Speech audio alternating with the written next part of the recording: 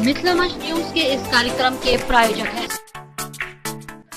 Adarsh physics classes, Digghi west, Darbhanga by doctor Adarsh Kumar. हमारे यहाँ 11वीं 12वीं के साथ साथ सभी प्रतियोगी परीक्षा की भी तैयारी करवाई जाती है। Biovista biology classes by S Ahmad. हमारे यहाँ 11th-12th के साथ साथ मेडिकल इंजीनियरिंग टेस्ट परीक्षा की भी तैयारी करवाई जाती है।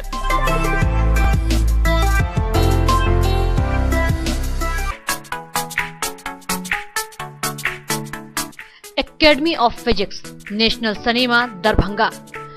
Best performer institute for CBSE 12th board by Ari Khan.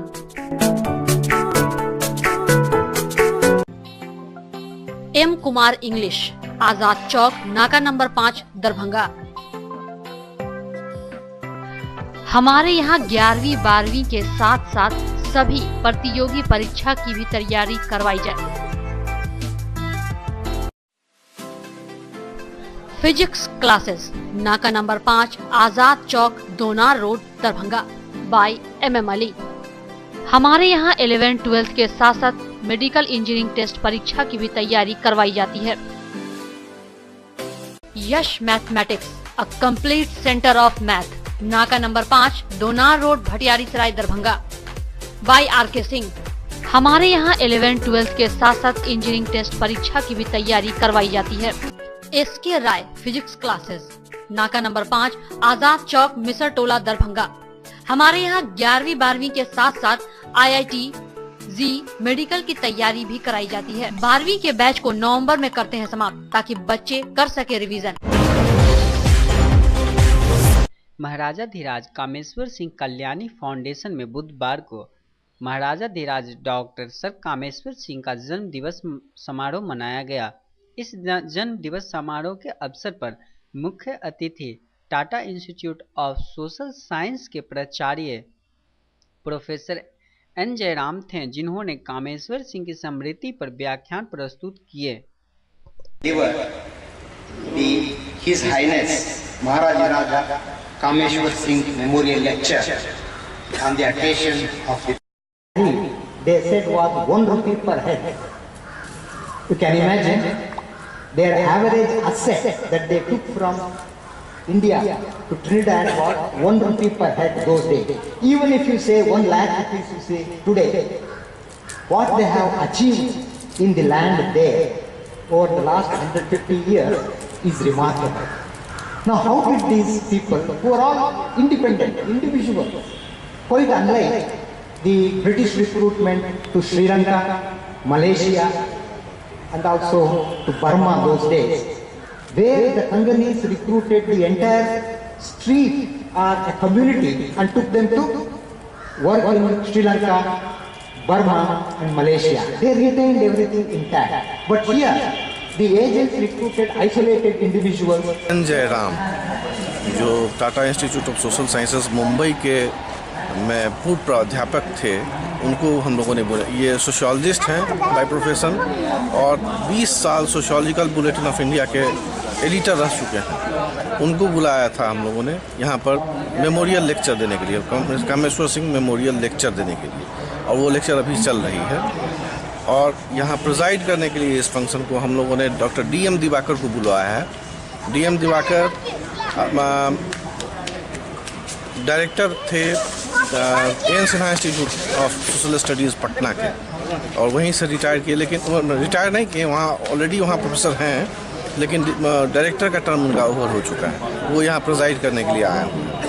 और 2001 ईस्वी में हम लोगों ने एक किताब आईनाए तिरहुत का छापा था, उसको जो रिप्रिंट किया था, वो 1883 की किताब है और उसमें फर्स्ट हैंड इंफॉर्मेशन है तिरहुत के बारे में, और वो बहुत ही यूज़फुल किताब है रिसर्चर्स के लिए। वो जो हम लोग महाराजा कामेश्वर सिंह मेमोरियल अस्पताल में महाराजा धीराज डॉक्टर सर कामेश्वर सिंह के जन्म दिवस पर 2 दिवसीय मेडिकल कैंप का आयोजन किया गया, जिसमें पहले दिन एलोपैथ के दवा के साथ दूर दराज से आए मरीजों को डॉक्टरों के द्वारा देखा गया। जिसमें मरीजों को मुफ्त चिकित्सा के साथ साथ दवा भी दी गई।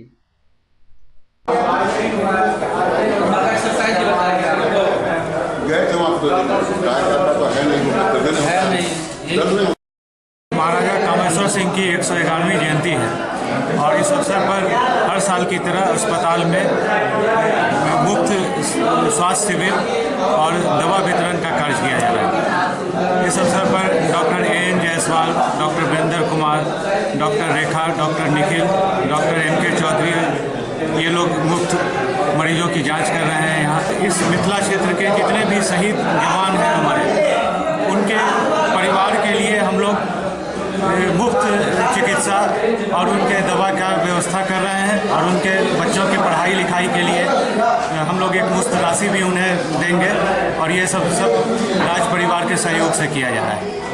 कल भी प्रोग्राम होगा? कल भी होम्योपैथ का प्रोग्राम है। होम्योपैथ स्वास्थ्य शिविर कल लगेगा और उस दिन भी मुफ्त स्वास्थ्य। ललित नारायण मिथिला विश्वविद्यालय के समाजशास्त्र विभाग में बुधवार को महाराजा धीराज डॉक्टर सर कामेश्वर सिंह की जयंती मनाई गई। इस जयंती के अवसर पर मुख्य वक्ता के रूप में ललित नारायण मिथिला विश्वविद्यालय के पूर्व कुलपति प्रोफेसर सुरेंद्र मोहन झा, मुख्य अतिथि समाजशास्त्र के संकाय अध्यक्ष प्रोफेसर अनिल कुमार झा, विशिष्ट अतिथि वाणिज्य संकाय प्रोफेसर अजीत कुमार सिंह और समाजशास्त्र विभागाध्यक्ष प्रोफेसर विनोद कुमार चौधरी उपस्थित थे, जिन्होंने महाराजा धीराज के तस्वीर पर पुष्पांजलि अर्पित कर दीप जलाकर कार्यक्रम की शुरुआत की।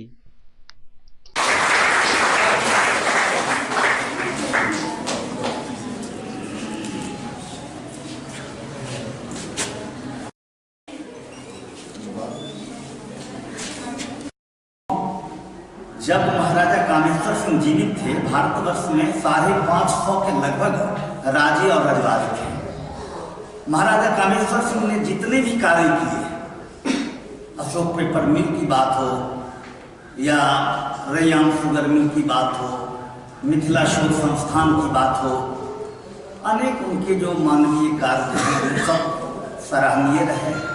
कभी मिथिला के उत्कर्ष के कारण बने, लेकिन वैसे कार्य अन्य राज्य और रजवाड़े ने भी किए, अपने अपने क्षेत्रों में किए। इसलिए हम उनको एक विशेष कार्य के लिए मैं मानूंगा कि वो विश्व मानव या मानवता के वो एक आदरणीय पात्र बन करके और इस पृथ्वी लोक से अपनी लीला संवरण उन्होंने किया। और वह एक कार्य जो उन्होंने किया, उसके पीछे उनकी शक्ति क्या थी? उनकी महारानी और महारानी कामेश्वरी प्रिया का जिसका महाराजा धीराज का इस विश्वविद्यालय के विकास में बड़ा योगदान रहा है। यदि महाराजा धीराज ने विश्वविद्यालय को ये चल अचल संपत्ति नहीं सौंपी रहती तो आज विश्वविद्यालय का ये स्वरूप नहीं होता।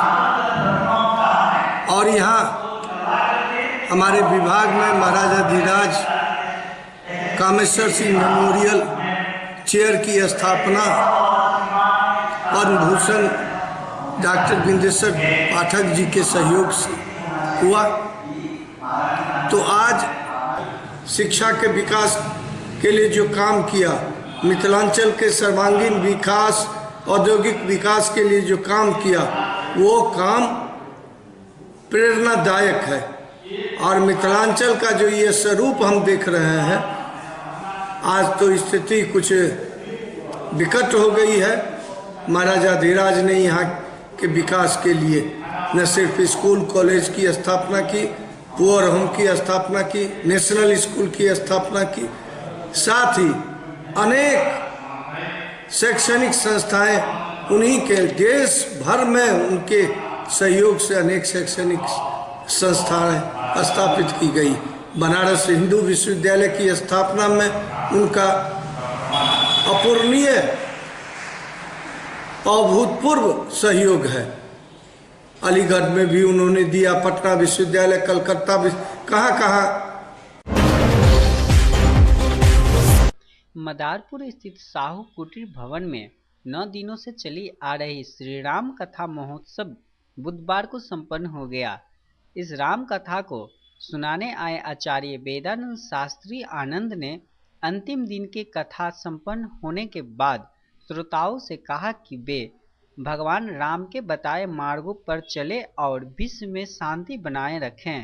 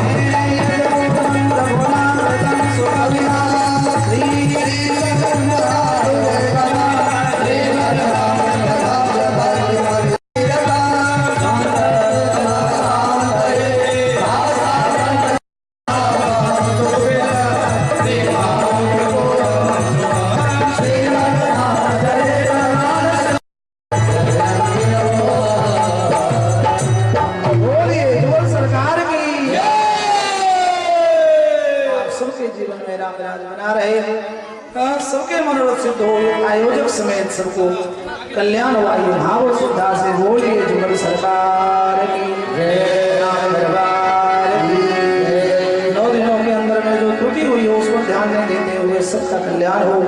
कायेन वाचा मनसेन्द्रियर्वा करोमि यत् सकलं परस्मै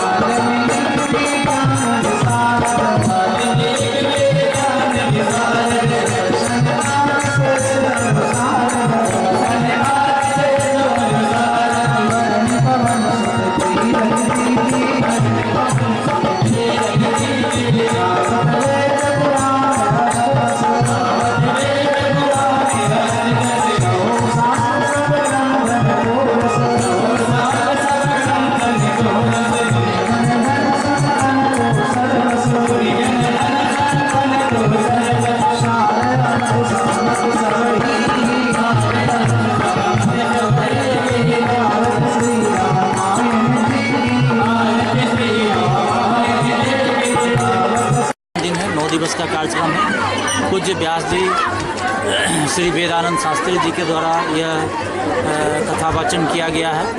आयोजक हैं मैं और मेरे अनुज विपिन कुमार जी, कमांडेंट हैं असम राइफल्स में। दोनों व्यक्ति मिलकर इसका आयोजन किए और परिवार के सभी लोगों का भी सहयोग रहा, मोहल्ला के सभी लोगों का सहयोग रहा। आयोजन बहुत ही भक्तिपूर्ण माहौल में हुआ।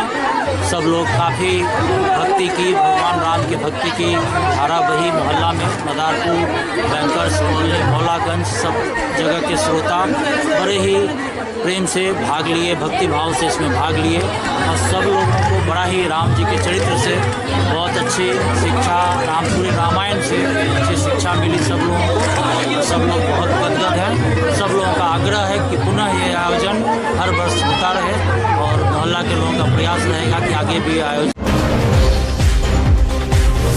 लोक जनशक्ति पार्टी बुधवार को 19 वर्ष की हो गई है। इस अवसर पर पार्टी के जिला अध्यक्ष गगन झा के द्वारा एक विवाह भवन में पार्टी के वर्षगांठ के उपलक्ष्य में एक कार्यक्रम आयोजित की गई। जिसमें पार्टी कार्यकर्ताओं ने मिलकर केक काटकर और एक दूसरे को खिलाकर बरसगांठ मनाया। वहीं जिला अध्यक्ष गगन झा ने कहा कि आज हमारी पार्टी बालिग हो गई है।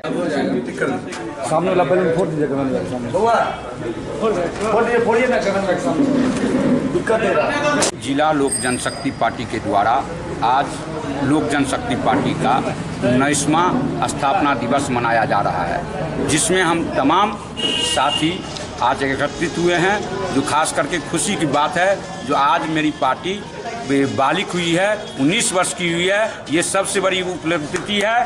और कहीं ना कहीं हमारा पार्टी का नेता, सर्वोपरि नेता माननीय चिराग पासवान भी युवा हैं और आज हम लोग भी युवा हो चुके हैं, पार्टी भी युवा हो चुकी है। इसलिए स्थापना दिवस आज दरभंगा में इतनी धूमधाम से मनाया जा रहा है, जो कि 38 जिला में एक खासियत होगी। उसी जिस तरह से केक काट के ये व्यवस्था किया गया है, ये कहीं ना कहीं मैसेज छोड़ेगी और ये दरभंगा जिला ही मैसेज छोड़ेगी। जो स्थापना दिवस का जो विधिवत होता है, सिर्फ लोग पेपर, दूसरा पार्टियों के द्वारा पेपर मीडिया के मार्फत से अपना छाए रहते हैं, लेकिन लोक जनशक्ति पार्टी 18 ब्लॉक के हमारे अध्यक्ष, तमाम हमारे कार्यकर्ता साथी आए हुए हैं और बड़ी धूमधाम से हम लोग आज स्थापना दिवस के अवसर पर मनाते हुए और इस बात कि हम लोग संकल्प लेके जाएंगे कि 2019 का जो मिशन है, उसमें जो लोक जनशक्ति पार्टी के राष्ट्रीय अध्यक्ष हैं, हमारे आला कमान है, उनका जो आदेश होगा, उनके आदेश को पालन करने के लिए गांव-गांव में इस स्थापना दिवस के अवसर पर संकल्पित होकर हम अपने जिला अध्यक्ष गगन झा के नेतृत्व में आज के मुख्य अतिथि है हमारे जिला प्रभारी मिथिलेश निषाद जी। और आज के दिन हम लोग सारे कार्यकर्ता मिलकर के संकल्पित लेते हैं कि जो आज अपने नेता के नेतृत्व में पूरा बिहार में, दरभंगा ने पूरे बिहार में अपने नेता के नेतृत्व में नया बिहार बना। बुधवार को मिर्जापुर गिरिजी स्टैंड में वर्तिका कलेक्शन का शुभारंभ हुआ। इसका शुभारंभ 4 साल की बच्ची वर्तिका ठाकुर ने की। वहीं इसके प्रोपराइटर रोटेरियन सुरुचि ठाकुर ने बताया कि वर्तिका कलेक्शन में सभी वर्ग के लोगों के लिए पोशाक, बुटीक कलेक्शन उपलब्ध है। इस अवसर पर Rotarian Prakash Thakur, doctor SK राय, आशीष सिंह सहित कई लोग मौजूद थे।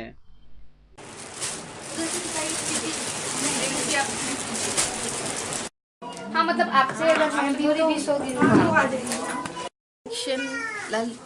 एक बुटीक है जिसमें आपको लगभग हर रेंज में, जैसे लिलिन साड़ी हो गई, कॉटन साड़ी होगी, साड़ी की हर एक वैरायटी अपर से लोअर तक सभी मिलेगी आपको। इसके अलावा ज्वेलरीज हो गई, बैग हो गई, फुटवेयर हो गया, उसका आपको कंबल हो गए, बेडशीट्स हो गए, दोहर हो गए, एवरीथिंग कलेक्शन जो एक घर के लिए ज़रूरी होता है वो सारे आपको यहाँ अवेलेबल होंगे। और मेरे खोलने का ये है कि आपको वैरायटीज़ भले मेरे जैसा आपको और भी मिल जाए, पर रेट आपको मेरे जो कलेक्शन में, वर्तिका कलेक्शन में आपको कहीं नहीं मिलेगा। हर शॉप से आपको चीप यहाँ पे प्राइस मिलेगी और इसके साथ साथ बहुत अच्छी सुविधा भी है सिलाई की, स्टिचिंग की, और ड्रेस भी आप एक से एक बनवा भी सकते हैं यहाँ पे।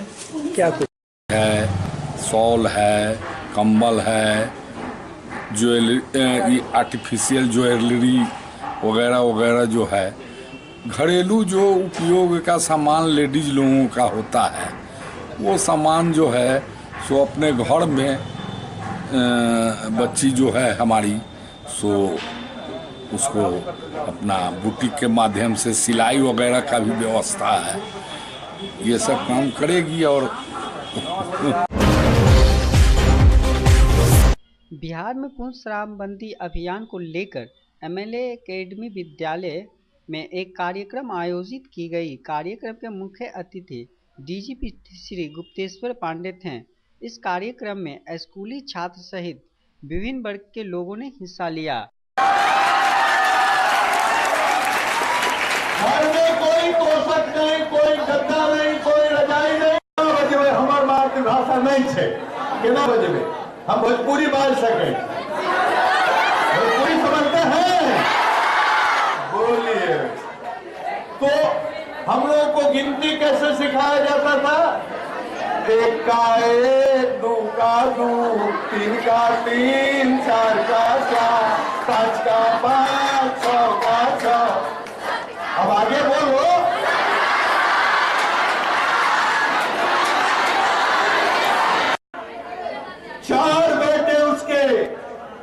चारों फौज में, चारों शहीद हुए। पड़ोसी मुल्क से जंग हो रही थी, पहले बेटे की लाश आई, बुढ़िया के चेहरे पर कोई शिकन नहीं, कोई गम नहीं। 8 दिन के बाद दूसरे बेटे की लाश आई, बुढ़िया रोई नहीं, गम हुआ होगा, कलेजा पत्थर कर लिया, आंखों में आंसू नहीं आने दिया। तीसरे बेटे की भी लाश आ गई 8 दिन के बाद, बुढ़िया रोई नहीं, किसी को महसूस नहीं होने दिया। चौथे बेटे की लाश भी आई, चौथा बेटा जब शहीद हुआ, गांव में जब उसकी लाश आई, ये अकलियत की माँ, 80 साल बूढ़ी माँ, ये छाती पीट पीट करके रो रही है। लोगों ने कहा बुढ़िया पागल हो गई। 3 बेटे शहीद हुए, कभी किसी ने इसको रोते हुए नहीं देखा, कभी किसी ने इसके चेहरे पर कोई गम नहीं देखा। आज चौथा बेटा शहीद हुआ है, ये छाती पीट पीट करके, सीना फाड़ फाड़ करके रो रही है। तो लोगों ने पूछा, ऐ माँ तुझे बता, क्या ये चौथा बेटा ही तुमको प्रिय था? 3 बेटे शहीद हुए, तुझे रोते हुए किसी ने नहीं देखा। ये चौथा बेटा शहीद हुआ, तू छाती पीट पीट करके रो रही है, तो क्या यही बेटा तुमको प्रिय था? उस अकलियत की माँ ने ये कहा, नहीं रे पगले, मैं इसलिए नहीं रो रही कि मेरा चौथा बेटा भी शहीद हुआ है, मैं इसलिए रो रही हूँ कि वतन पर शहादत देने को भेजने के लिए मेरे पास कोई 5वां बेटा अब नहीं है।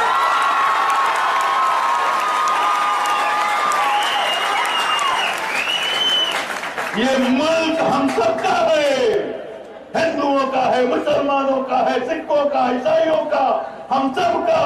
जो इस मिट्टी में पैदा हुआ है, यहाँ की हवा में सांस लेता है, हम सबका ये हिंदुस्तान है, हम सबका ये मुल्क है। ये बात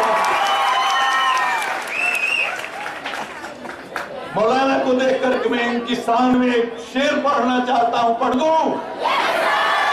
आप लोगों को समझ में नहीं भी आएगी तब भी ताली बजाइएगा।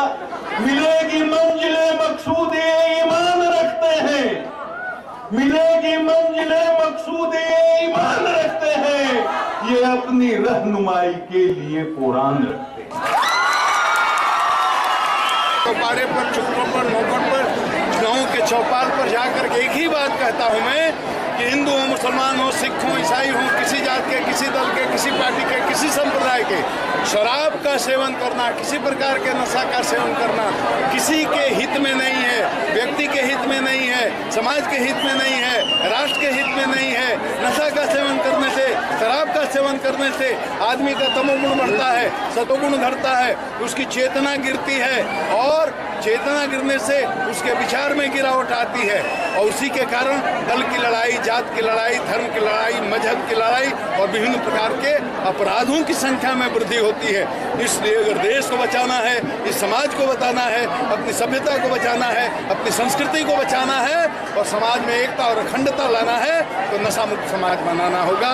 इसलिए बिहार सरकार का ये शराबत के स्कूल के विद्यार्थी और कॉलेज के नौजवान, ये 15-14 से आयु जो शुरू होती है और 25 साल की जो तक बीच की आयु है, सबसे वनरेबल एज है। इसी बीच में लड़के पान, बीड़ी, सिगरेट, गुटखा, हीरोइन, स्मैक, गांजा, भांग, दारू, शराब पकड़ते हैं। तो इस एज के ग्रुप के इस बच्चों सही में इस बात को आत्मसात किया जाए तो बहुत ही जीवन में बहुत बड़ा बदलाव आ सकता है, देश में सही में बहुत उन्नति हो सकती है। क्या नाम हुआ? मेरा नाम नीलम कुमारी। इस तरह का प्रोग्राम बीच बीच में होते रहना भी चाहिए, स्कूल लेवल पर भी और एक जगह कहीं इंस्टीट्यूट में जमा करके भी, ताकि बच्चों का मनोबल जो है इसे बढ़ता रहे। फर्स्ट ऑफ ऑल जो उनका फर्स्ट फोकस जो था उनका पहले करियर पे था, स्टूडेंट के फोकस करियर पे, देन आफ्टर वो जो लास्ट उन्होंने पॉइंट बताया जो नशाबंदी था हम लोग के बिहार में, एक तरह से देखा जाए तो बहुत ज़्यादा इफेक्टिव हो रहा है। और उनका जो सबसे बड़ा बात बोले कि मन और बुद्धि भी कैसे कंट्रोल, हाँ वो एकता सबसे पहले है ना, आदमी को सोचना चाहिए। नशा तो है ही, लेकिन एकता की बात उनकी सबसे मुझे बहुत अच्छी लगी। किस तरह से लोगों को है ना पहले एकता बनाना है, तब अंदर का मैंने जो है दुश्मन, बाहर का दुश्मन सब तब खत्म हो जाएगा सब। क्या लगा आपको? बहुत अच्छा लगा। नशा मुक्त बिहार हो रहा है, फिर हिंदू मुस्लिम एक साथ रहना चाहिए, यश प्रतिष्ठा की हानि तो होती ही है, अपने मन का, बुद्धि का सारा विवेक खत्म हो जाता है। बस यही महिलाओं को क्या भूमिका होना चाहिए इस कार्य में? अभी जो संदेश मिला उसमें महिलाओं का क्या भूमिका है? हम अपने घर को किस तरह से नशा मुक्त करेंगे? सबसे पहले तो खुद में अपना ये दृढ़ निश्चय करना चाहिए कि हम खुद भी प्रेरित हों और अपने परिवार के सभी सदस्यों को इसके लिए। शारीरिक दुर्बलता, मानसिक विचलितता और डिप्रेशन का शिकार बना करके उसकी बुद्धि को भ्रष्ट कर देती है, जो चरित्र पतन की ओर अग्रसर करती है और राष्ट्र के लिए वो बहुत बड़ा नुकसानदायी होता है। सामाजिक कोड के रूप में वो खाद पैदा करता है। नशापान आर्थिक रूप से जर्जर बना देता है और आर्थिक दृष्टिकोण से भी उसे मौत के सागर में धकेल देता है। कुछ लोग कहते हैं कि मैं नशा पीता हूँ गम भुलाने के लिए, लेकिन वो गम की सागर में उफलते हैं, उबलते हैं और तरफ तरफ के मर जाते हैं। उनके आने वाले जनरेशन बर्बाद होते हैं। चोरी, व्यभिचारी, अपहरण इत्यादि की घटनाएं नशापान के सेहत खराब होता है और वातावरण भी खराब होता है। नशा से सब, जैसे कोई लेडीज हो या जेंट्स शराब पी के आते अपनी पत्नी पे बुरा व्यवहार करते हैं, इस खिलाफ हम लोग बहुत कोशिश करते हैं, जैसा काम नहीं होना चाहिए, तो इसीलिए हम लोग नशा के खिलाफ।